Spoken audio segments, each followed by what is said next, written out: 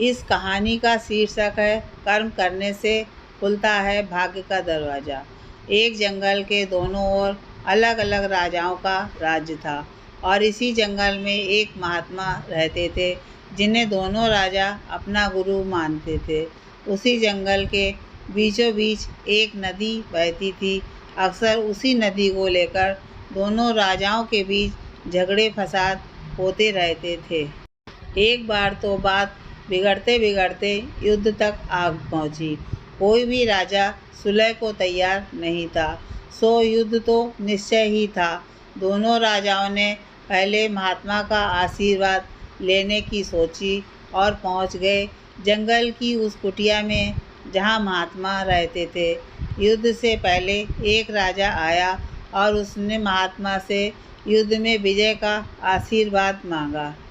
महात्मा ने कुछ देर उस राजा को निहारा और कहा कि राजन, तुम्हारे भाग्य में जीत नहीं दिखती, आगे ईश्वर की मर्जी। यह सुनकर पहला राजा थोड़ा विचलित तो हुआ, फिर उसने सोचा कि यदि हारना ही है तो पूरी ताकत से लड़ेंगे, परंतु यूं ही हार नहीं मानेंगे, और अगर हार भी गए तो हार को भी औरों के लिए उदाहरण बना देंगे, परंतु आसानी से हार नहीं मानेंगे। यह निश्चय कर वह वहाँ से चला गया। दूसरा राजा भी जीत का आशीर्वाद लेने महात्मा के पास आया, उनके पैर छुए और विजय श्री का आशीर्वाद मांगा। महात्मा ने उसे भी कुछ देर निहारा और कहा कि बेटा, भाग्य तो तुम्हारे साथ ही है।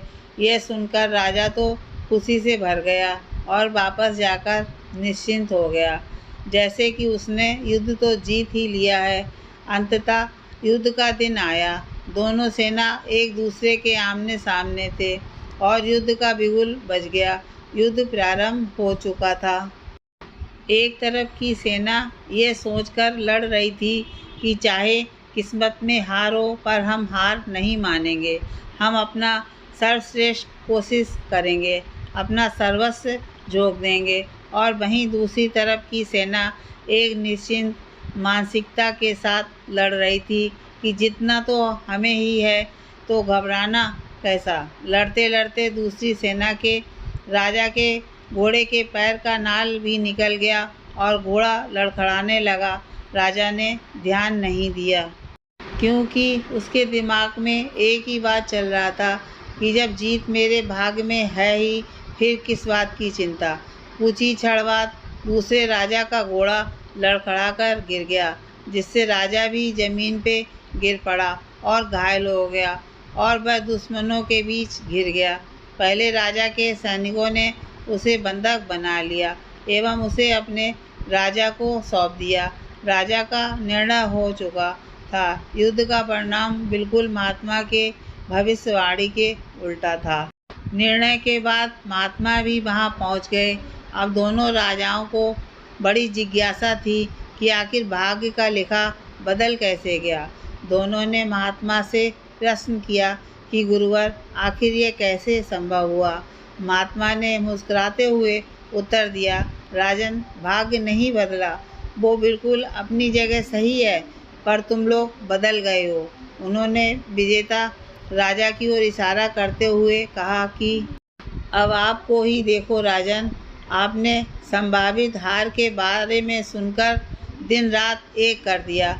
सब कुछ भूलकर आप जबरदस्त तैयारी में जुट गए, यह सोचकर कि परिणाम चाहे जो भी हो, पर हार नहीं मानूंगा।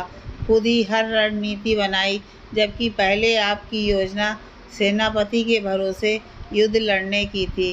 अब महात्मा ने पराजित राजा की ओर इशारा करते हुए कहा कि राजन, आपने तो युद्ध से पहले ही जीत का जश्न मनाना शुरू कर दिया था। आपने तो अपने घोड़े की नाल तक का ख्याल नहीं रखा, फिर आप इतनी बड़ी सेना को कैसे संभालते और कैसे उनका कुशल नेतृत्व करते।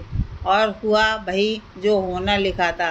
भाग्य नहीं बदला, पर जिनके भाग्य में जो लिखा था उन्होंने ही अपना व्यक्तित्व बदल लिया। फिर बेचारा भाग्य क्या करता। भाग्य उस लोहे की तरह वहीं खींचा चला जाता है जहाँ कर्म का चुंबक हो। हम भाग्य के अधीन नहीं हैं, हम तो स्वयं भाग्य के निर्माता हैं।